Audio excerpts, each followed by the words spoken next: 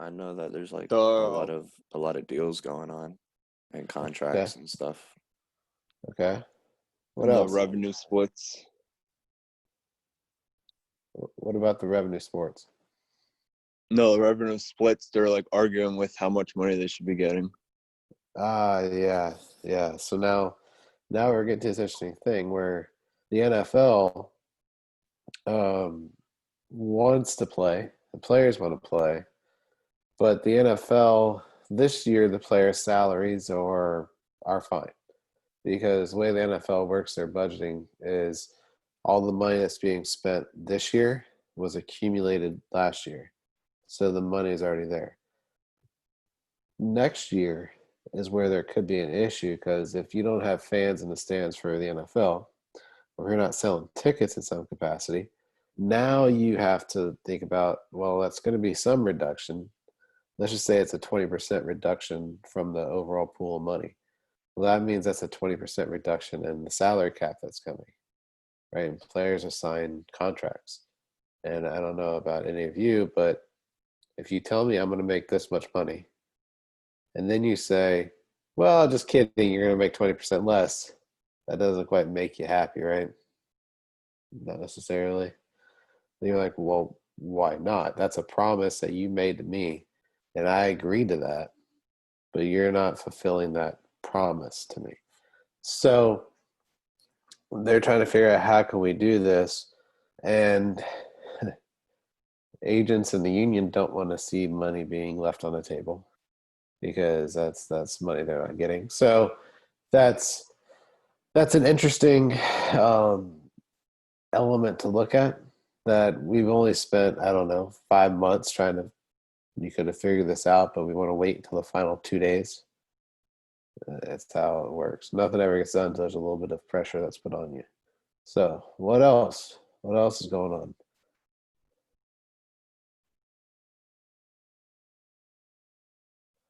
Anything?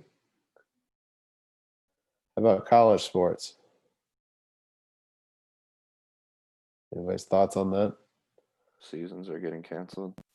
Seasons are getting canceled. Yeah. Canceled or moved.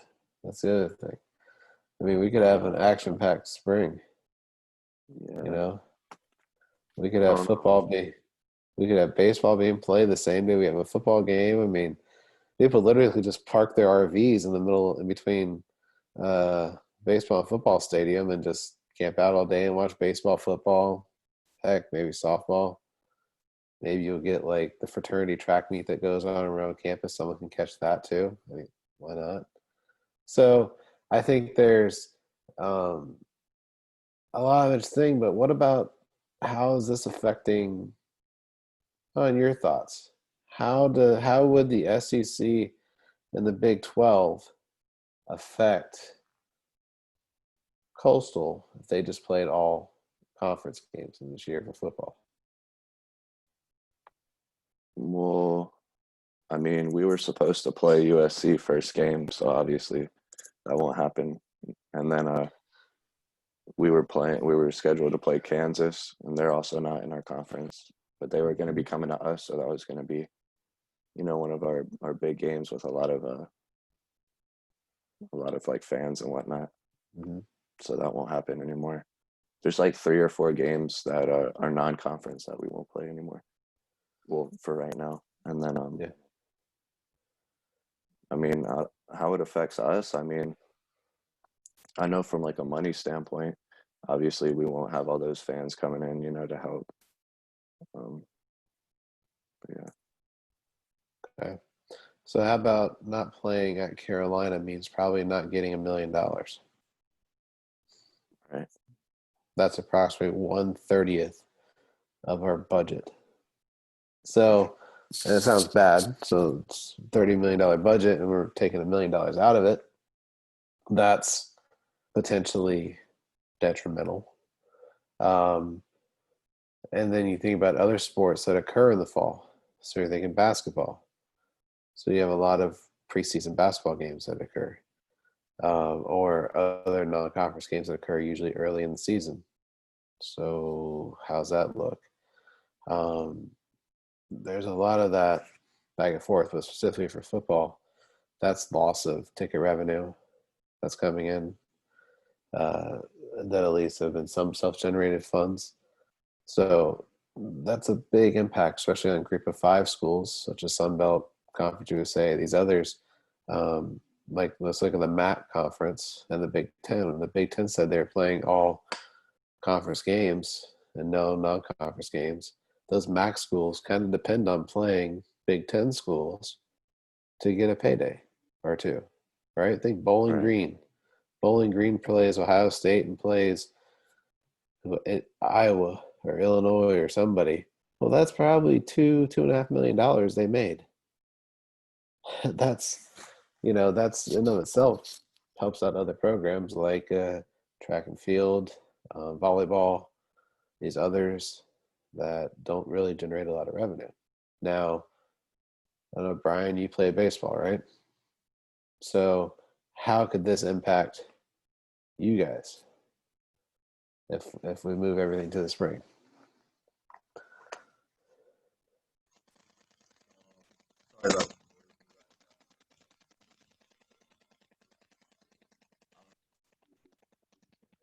So I don't think we can fully hear you, but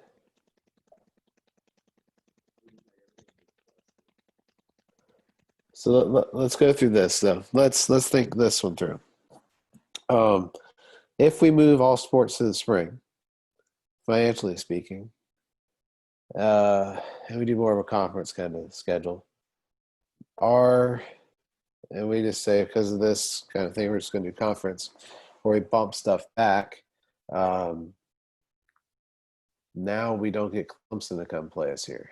We don't get Carolina to come play us here. And those are our bigger games for attendance-wise for baseball. So those are ticket sales that we need coming in. We don't get some of these others to come in, NC State or those. We don't host early season. We don't host 4 tournaments at our facility in the first 4 weeks of the season where we make ticket revenue off of that. So there's little things financially to work through of how this can drastically impact that. But we still have to provide the same level of service for our student athletes. We still got to make sure that strength coaches are employed in doing that. Coaches want full control. I mean, Connor, you guys are back working out, right? You guys just all got back and Correct. are kind of isolating until maybe Right. camp begins or something along those lines. Some people are practicing, some people aren't. Some people are waiting on testing results. Yeah, some people are quarantining. It's kind of crazy. So now we're in this instance, and also the NCAA has put forward unique testing protocols that have to occur to play, which are very costly in and of themselves. That test usually costs around $100, I think. So if we want to test for every game multiple times a week, what the NCAA wants to happen, that's kind of costly. We're not the NBA, we're not the NFL where we can test daily. We don't have the same research capacity at Coastal that a school like a USC or Clemson or Ohio State or any of these others where they have some medical schools there, anything else where they can develop tests on site and then essentially test on people for validity, make sure they're there, and then flip around and probably commercialize and sell them. So that's not what we have. So it's financially, a lot of things have to fall into place, I think, to make everything work. Because logically, I think everybody wants to go play, right? If we said, let's go play today, I don't think there's hesitation. Connor, you can speak for your teammates, but I don't think there's any hesitation from any teammates that want to go play football, right? Brian, same thing, baseball. If we're so, let's go play, you guys will be out there playing tomorrow, right? Probably. So that's the tricky component of all this. And my wife and I just had a discussion earlier today of when is it going to get back to some sort of normalcy, right? When can I just go out to dinner and sit in a restaurant and not have to think twice about what's going on around me? Those are the things that have to think about and go through. But the same scenarios are, is it cost effective for me to play a football game? Is it more cost effective for me to play a football game with no fans in the stands, or spend money and let 10,000 fans in that I have to provide additional measures and more people to purchase around? Am I especially spending more money to bring people in as opposed to not bring people in? Those are the questions you have to think through. So um, I personally look at a lot of problems through a financial lens. What's the cost of this? Do you have an opinion, or like, is there something like, which one do you think would be like a better option, just in your opinion, having no fans at all, or trying to have fans but social distance or whatever? Um, I think a lot depends on where you're at, right? So for the NFL, they'll need fans in the stands because they make more money from TV necessarily than tickets, and so they take a little bit of a hit in 1 year. And in some places, you may allow fans in. NASCAR is allowing people back to tracks, which was fun to see the past 2 races they've had. And people socially distance through the stands, but if you only let like 5,000 fans in at a place that holds 100,000, I can socially distance pretty well. So for a college setting, so let's take Coastal. Personally, if you look at the actual amount of fans that show up in ticket scans, we could probably host a game normally, and people could socially distance, and there wouldn't be an issue. Our stadium holds 20,000 on average. We have about 8,000 to 10,000 that actually show up to a game. We say there's 15,000, but really there's only 8 to 10. So that could probably happen. But you also have to overcome the general population's maybe hesitation towards doing those events and going out and doing it. I don't see how the cost effectiveness of it, you're kind of overcoming it. And I think as you've seen stuff in society, as stuff has occurred that people haven't done for a while, there's this natural initial apprehension towards it. But then after people do it and they realize, oh, I'm okay, this happened, then it starts to ease back in, right? And like me personally, I would go fly in another airplane tomorrow if you told me I had to go fly somewhere. I thought it was fine. So I think a lot depends on that, and also understanding the people that make up your fan base and what you're doing. How can you maybe host a smaller event to acclimate people back to doing these things, to getting back to what was normal, right? And that's the component of it. But also a problem with sports events is studies that showed in Italy, northern Italy, where they had a big hotspot that occurred at the beginning, and we all saw what happened in Italy. A lot of it was traced back to some soccer matches that occurred where the stadium was packed full of people and people are chanting, singing, doing everything else that you do at a soccer match or at a game.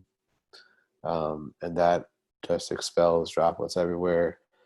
So you're essentially in a small petri dish, even though you're outside, of action, of potential infections that could occur. So that's interesting to see. As far as cost effectiveness, that falls back on whichever organization and what they feel is probably best. If it's me, I would want to get my product out there and play, but not risk the chance of having fans there, because there's also legal liability of it, or PR backlash of it. But if you can gradually let some fans in, sure, then do it, as long as they can still distance amongst themselves. But I don't know. It's a very, very hard decision to make as people are trying to go through it. And it's just, I don't envy the people that have to make those decisions. And a lot of people play armchair quarterbacks on it, but I don't know. So, will I think there'll be football in the fall? Yes. Will it have fans? No. Will it have gimmicky crowd noise pumped in the broadcast? Sure. And I don't like that personally. I was watching last night, the Marlins and the Braves were playing whatever scrimmage game. And they're pumping in like every time a ball was hit, a double was hit, and they like pumped in some crowd noise. I'm like, he hit a double. It's baseball. Like they're playing. But it is what it is. Some people like it. Fox Sports does it when there's soccer on, when they're showing the MLS matchups. They have like crowd noise in the broadcast. ESPN, there's no crowd noise. I kind of like no crowd noise because you actually can let the audio. One of the unique things about this is you get the audio from the game. So think how much more audio you'll capture through the microphones, parabolic mics that are around, and everything else that you normally wouldn't get. Right? UFC fighting. Anyone watch UFC lately?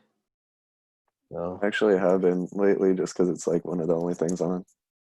So now that it's on there, people are actually liking the sounds. Like you can actually fully hear when the glove makes contact, when they make contact with something. You can hear the sound.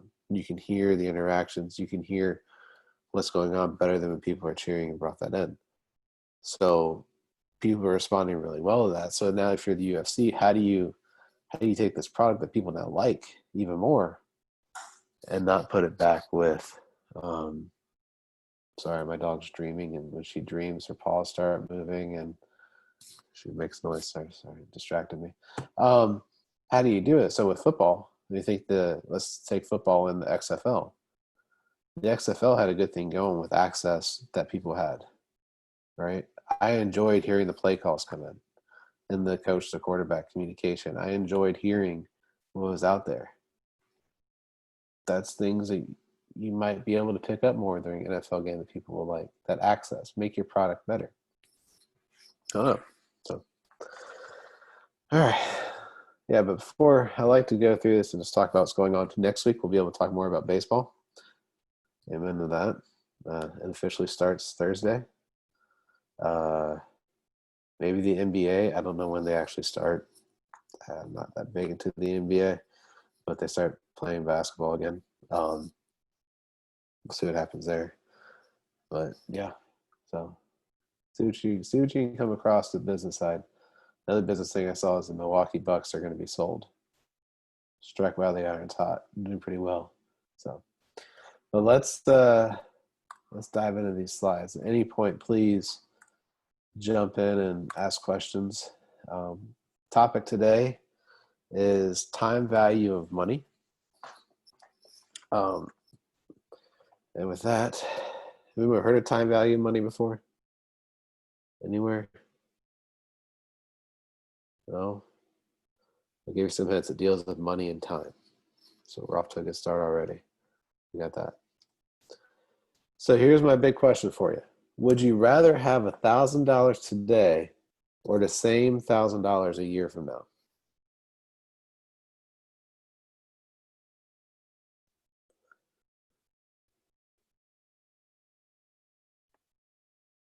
I'll take it a year from now. Okay, year from now. Brian, what do you got? Okay. Hannah, what do you got? Probably a year from now. Steven, anything? Now, because I can invest it and make more next year. Correct. So when we think about money, especially this time value of it, $1,000, a dollar today is not worth the same amount in the future, right? So a year from now, if I can pay you, do some work for me, you go, you know what? I'll pay you that $1,000 I owe you. A year from now, you're gonna be like, no, because you individually want that because you need to go buy other things. If you think about running a business, I just did a job for you, and you're gonna pay me a year from now $1,000. Well, I need that money now so I can go reinvest it back in my business By reinvesting, that could be buying new supplies, doing other stuff that I need so I can do more to make more money. So that $1,000 a day, essentially the big thing with this is you have the same buying power today with that $1,000, but you do not have the same buying power a year from now for that. And I'll show you the math that in a minute. But just think through that, because you always want your money up front, right? And we think through player contracts in the NFL or baseball. They want to get as much money guaranteed up front as they possibly can, because then they can go retake and invest it themselves to make more money, as opposed to that company holding it for you and not doing it. So, oops. So with this one, there's some key terms to know. First, your period, which is the amount of time being examined for the investment. That could be a day, it could be a month, it could be a year, etc.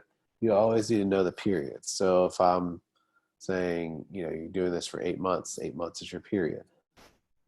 Your discount or interest rate is the rate at which money grows from the investment. Distracted again. Fighter jets flew over the house. So that you generates interest. So that's it could be 5% interest, it could be 10. We put that in a formula. And then compounding. And this is the effect of interest on the principal. So sometimes you have no compounding effect that occurs. But usually there's a compounding effect, meaning as you make interest, so in your first year, let's say on that $1,000, you made $100 of interest. So you had a 10% interest rate. So that next year, that interest compounds on your principal, that $1,000.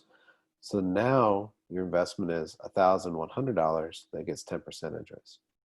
So now instead of $100 interest, you're making $110 interest. So that keeps compounding. So essentially you're getting free money as you're coming in. Okay. And here are some formulas for you. And this is to figure out the future value. So how much would that $1,000 be worth a year in the future? If you were to say invested at 10%, you would do your present value, put that in there, which is PV, your beginning amount. The I, which is interest. You don't just put a 5 there, you got to put 0.05 for interest. And then number of periods. So the formula does it. Here's a great thing about this. There's online calculators, and I'll never ask you to really do this by formula. I want you to use online calculators. I'll get to that at the end.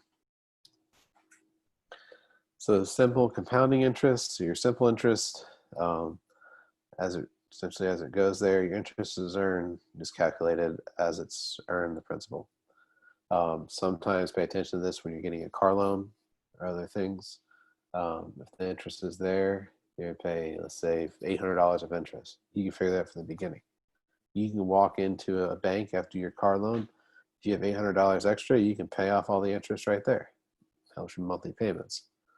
And then compounding interest, what you should seek if you're making an investment is that it compounds on your principal so you get a bigger return. That's really what you should be looking for in any type of investment you're doing, but also be aware of that. Now, present value.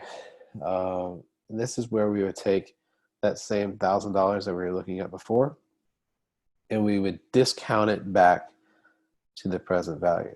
So if you wanted to know how much money you have to ask for in the present value to equal $1,000 in the future, you essentially for FV would be future value divided by 1 plus whatever your percentage is over the periods. So it'd be 1. Then you can figure out the present value you'd have to ask for. So to get $1,000 in the future, you probably have to ask for, I don't know, $1,050 now to make it the same buying power in the future.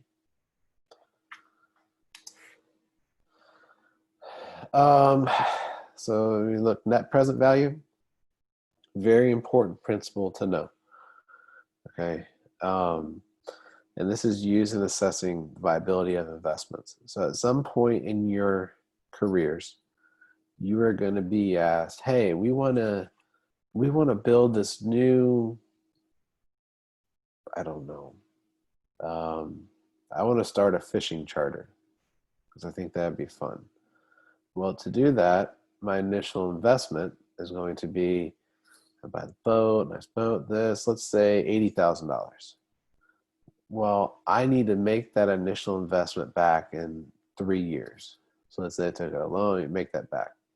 My cash flow every year is, say I'm going to bring in $20,000 a year in cash flow. Not a big business, and we got to assume it's there. So $20,000.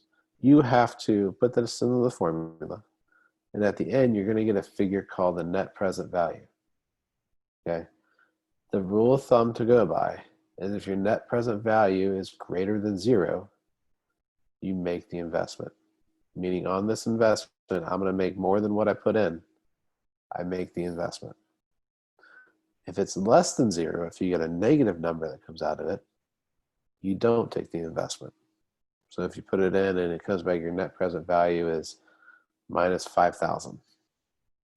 You're like, okay, yeah, so I'm going to spend 80,000 to make 75,000. Not a good deal. Not what I want. But if my net present value is plus 50,000, yeah, let's make that investment. So it's just a rule of thumb, quick and easy way to do it. It's been statistically validated. This is the industry standard of how stuff is done. Really to do it. Now, I didn't sign up for a math class. This is true. So there's a lot of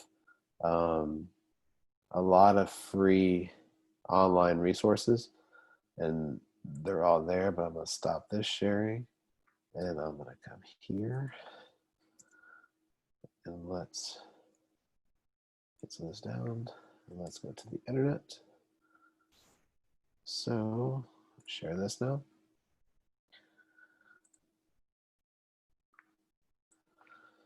So, what do you guys see right now? You see calculator.net? Okay, so here's future value. So if we want to know, let's see, that same question we talked about before. So we have one period, starting amount, $1,000. And let's just say it's going to be a 10% interest rate. I can go get 10% interest on something else. I have no periodic deposit, meaning I'm not putting anything else in. Let's calculate what that future value of $1,000, if you took it today, what would it be worth in a year? Calculate it. It's going to be worth $1,100. How about that? Okay. Now, easy way to find these. Just go to, in fact, I'm sure I just searched future value calculator, or next one could be present value calculator. And it's on calculator.net. There's plenty of them there. So present value of future money. Okay, so the future value. So you took $1,000 in the future. So we took it 1 year in the future. Our interest rate is 10% again. Let's calculate that. So to be equal, if you wanted $1,000 in the future, your present value right now of that is $909. Meaning you would have to increase your how much money you're asking for presently, or you'd have to increase your amount. So if we did, let's just try this.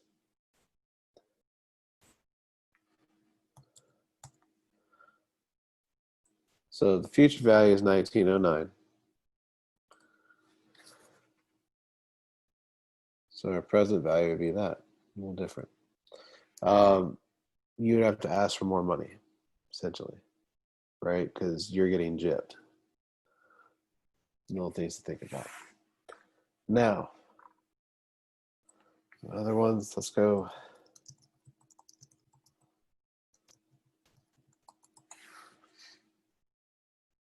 I love the calculatestuff.com one. It's my favorite one to go to. So let's say we're going to do an investment, right? So let's say, oh, I don't know, we want to build a new facility. So let's say the facility is going to cost us $1 million. Okay. Our discount rate compared to what we get elsewhere, let's just say it's going to be 3%. And then each year, we're going to do this for 10 years. We get 10 years of cash flow to make a return on our investment. So let's say in the first year, we're going to get back $5,000. The next year, we're going to get back 15,000. Then we're going to go up to 40,000. Then we're going to go up to 100,000. And then something happened in year 5. I don't know. Bad management. We're going to go to 50,000. Then we recouped it. We're going to go up to 250,000. And then we're going to go to 275,000. And then we're going to go up to $400,000. We're really getting popular. We're really getting big. And then we go up to 450,000. And then we go to 525,000. Now, looking at this, should we have a net positive return, right? We've made more money than $1 million, right? In our final 3 years, we've made a lot of money, right? We've made over $1 million. But when we calculate it, our net present value is $671,000. So yes, we would take this investment. On that $1 million, we're going to make $671,000. We're going to make back our $1 million and then some. So we're doing well. It's not necessarily a profit, but we're positively making money. Sometimes where this happens, so let's take this. Let's say it's a $40,000 place.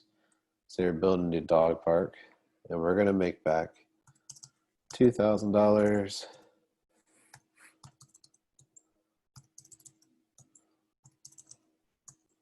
Make back $2,000 for 10 years. Actually, we'll come up here to $4,000.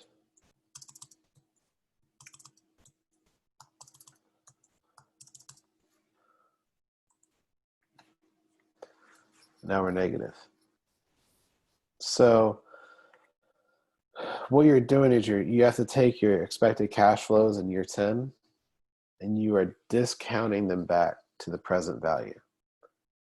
If you do the math, and in class, do this face to face, I have everybody hand calculate it out first before I show you the nifty calculators. But it's essentially you're taking that money, you're discounting it back. So from year 10, that $4,000 is probably only about $500.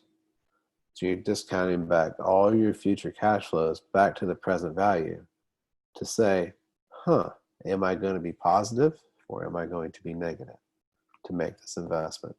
Quick and easy process to figure it out. It's a great tool to have. I guarantee you'll see this again on your quiz. So with that, are there any questions for me?